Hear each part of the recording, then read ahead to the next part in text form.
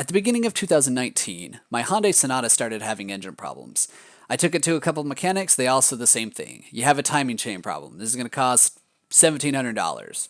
I didn't have the money, but I needed the car. So I spent 80 bucks, got a new timing chain, spent a month and a half underneath the hood of the car fixing it myself, only to have it a month later, after it was running just fine, blow an engine rod.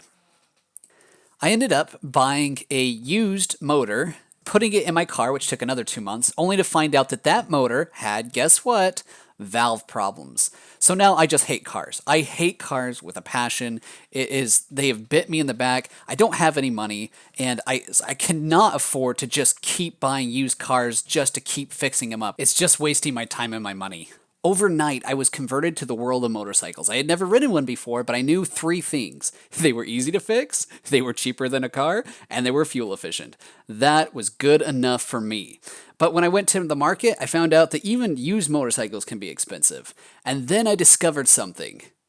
Chinese motorcycles. Holy cow. When it comes to price, nothing beats it. You can get a 250cc for just above $1,000. I researched everything Chinese. The Magician, the Basham Storm, the Hawk, the Hellcat, the Teo Teo TBR7, the Lifan KP Mini, the Ghost, the Kimco K-Pipe, the Hornet, the CSC 250 Cafe Racer, and finally the Boom Vader. Now, honestly, I was kind of split between the Boom Vader and the Lifan KP Mini. In hindsight, I probably would have gone with the Lifan KP Mini just because that one I could have gotten in state and would have had to pay the taxes for the Boom Vader. And by the time I was done paying the taxes for the Boom Vader and the registration and everything, it would have been the same price as if I had gotten the Lifan, except for it's easier to get Lifan parts and it has a better reputation, and they would have actually given me a warranty. I could have just gone over there and had it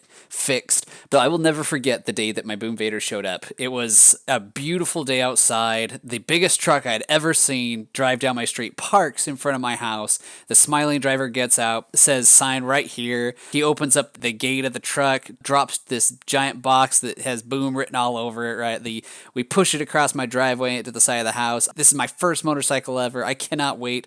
And I look through the handle opening of the box, and I can already clearly see that the headlight is not inside of its socket. And it is just foreshadowing the future of this bike. That headlight, yep. So you can see that the top two are in, but that one is either, looks like it just fell out. It's kind of weird. Now, a light bulb outside the socket is not a hard fix. Before the sun had even gone down, I had wheels on the forks, gas in the tank, the light bulb back in its fixture, and I was ready to ride. Despite being a first-time rider, it didn't take long for me to figure out that the bike really needed to be broken in. The clutch engaged extremely fast, the gear shifting was really rough, and it was almost impossible to find neutral. In fact, I would say it was impossible. You had to kind of almost stop the bike to actually find neutral at the early stages of riding it. Also, the gear shift indicator had a hard time telling if you were in neutral, second, or first. And for a new time rider, that gear shift indicator kind of meant a lot. So it was a very scary thing the first time I rode it. Here's some footage of me pulling in my driveway thinking that my bike is in neutral because the shift indicator says it is, and actually just running into the gate. It doesn't take a lot of force to knock these little mirrors off, and it doesn't take a lot of impact to actually shatter the glass inside of them. Luckily, it was an easy fix, a dollar store mirror with a little bit of blue glue, and I practically had a new mirror. Going back to the transmission, I called up Chronic Racing, the guy who I bought it from, and he told me some pretty interesting stuff about it. Yeah, neutral's going to be tough for about 50 to 80 miles. The reason for that is they use a straight cut gear. Honda bevels their gears, which is why Honda shift like butter. But when they went to the 4-speed transmission, they had to make the gears about 30% thinner, and then they beveled them just like Honda. But what that equated to in the end was they lost about 50% of the material engagement of the teeth, and they were shearing teeth in the transmission. So they went back to a straight cut gear, so they have the same material engagement as a Honda, but that straight cut gear just shifts really notchy. And when the gears are new and all the edges are sharp, you'll be in first gear and you'll want to go to neutral, and you go to shift up and it's going to want to pop straight to second. Okay. You can put a little bit of downward pressure from second gear to get neutral. in the meantime. But as you get more time on the transmission, the edges of the gears kind of wear down and soften up a little bit, and then it makes shifting a lot easier. Bottom line, it just takes some time to break in that transmission. Speaking of breaking things, I was on my way to my friend's house when the motorcycle started jumping. The engine would start and it would jump forward and then back and then when I got to my friend's house, it just started pouring out gas. As it turns out, a screw or two shook loose from the carburetor, and a piece of the carburetor fell off, and gas was just pouring all over the engine and the exhaust. And because it was pouring on the engine exhaust, there was like all this steam coming off of it, vaporized gasoline, and that was scary. It was, I didn't know what was going on, and all of a sudden there's gas pouring out of my bike. I was glad that I was actually at my buddy's house before that happened, but that was a scary thing, and I guess the feeling of the bike jerking was actually the carburetor going out. I ended up keeping the stock carburetor. I found the piece that had shaken off and ended up gluing it back on, but with thread lock. But that was something that shouldn't have happened. So I guess one of the first things you should learn is as soon as you get these bikes, replace the carb or Loctite everything on the bike. Speaking of gas coming out of the bike, a week or two later, I was filling the tank up and I saw fuel again leaking from it. Not like in gallons like it did last time, but it was definitely leaking from the bike again. So I drove it home, took the fairings off to discover that there was this little air vent line that the fairings were just sitting right on top of, and it just sheared it. And so what I had is just an open gas tank, and that's why you could always smell gas, and when you filled the tank up to the top, it would leak. I was really kind of frustrated because I thought that was a bad design. You shouldn't have one of the fairing edges literally flush with the nozzle of an air vent. I mean, it's just bound to shear, so that was a bad design. The carburetor is not the only thing to give out on me while I was riding. I had the clutch cable blow out of me twice. So the story is that the first time, the little aluminum cylinder thing that connects the cable to the lever just popped off. The second time, I had actually soldered a giant slug of solder right on the end of that cable, and I was hoping that would hold it. Eventually, the wire that was flush up against the solder just snapped. I don't know why exactly. Perhaps it just got too brittle. Perhaps the solder didn't rotate well in the lever. But whatever it is, it broke off. And so I had to get a new clutch cable. Ended up ordering one from Amazon. By the time it came in, it had been like a week, and it wasn't the correct size that the seller said it was. And I realized that trying to get parts for this thing is a lot harder than it looks. I called Chronic Racing, and as cool a guy as he is, every time I've asked for parts, I haven't gotten them. It almost sounds like he's at the mercy of some warehouse for parts. I'm not sure how well the warehouse plays ball with him, so I'm not saying that, he didn't do his part. He probably did. I just never got the part I needed. So I ended up just being so frustrated after like 2.5 weeks of not being able to use my motorcycle and it being my only form of transportation. I just ended up buying an 1100 freaking cc Goldwing Honda cable, and I don't regret it. It doesn't look very practical. It actually runs through the center of the bike, but it shifts better than it ever has before. One of the more common themes that I see on the Chinese rider threads is that you need to replace the chain as soon as possible.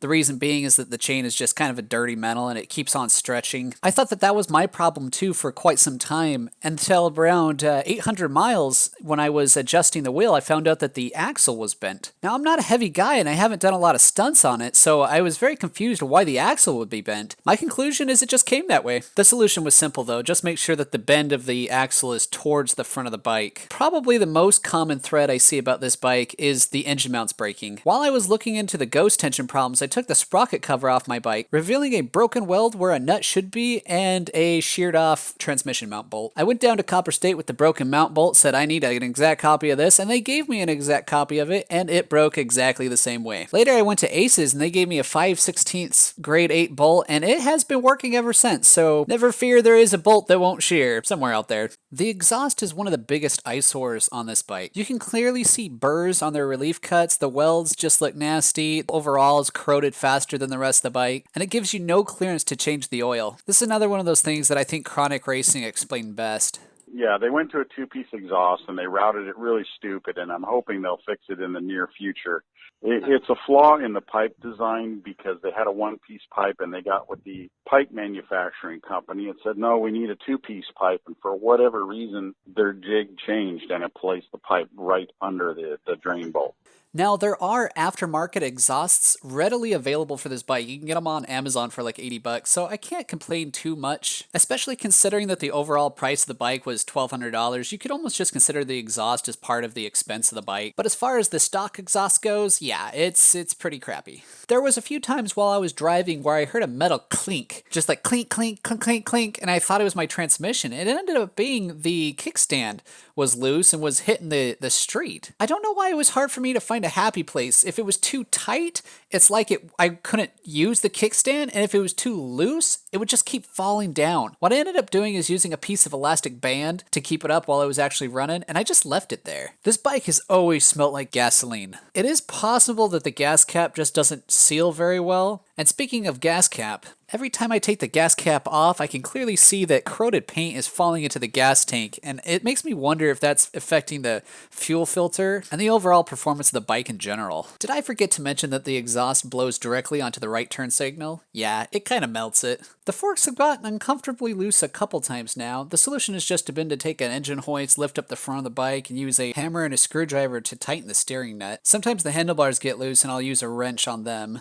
Now you're probably thinking by now that I regret buying this bike, but the truth is I don't. And let me explain why. I stand behind what I said earlier. It is still a lot easier to fix than a car. And the parts are a lot cheaper than car parts. Sure, if I had the money I would get a Japanese bike, but I'm not currently in a place where I can do that. I don't have money, but I do have time. And if you think about it, at this point in the bike's life, which has only been about 7 months, I have already saved more than half of the bike's initial cost just in saving on insurance and gas alone. Granted, this is coming from somebody that is very jaded by cars, is very invested in this bike because I've spent so much time on it, and am very, very mechanically inclined. So the point of this video is not to deter you from getting a Chinese bike, but it is to raise awareness of what you are getting yourself into when you get one. Do not think that you are going to be the exception, that your bike is not going to be the one that falls apart at the seams and that you have to Loctite everything together to keep it running. These bikes are not dependable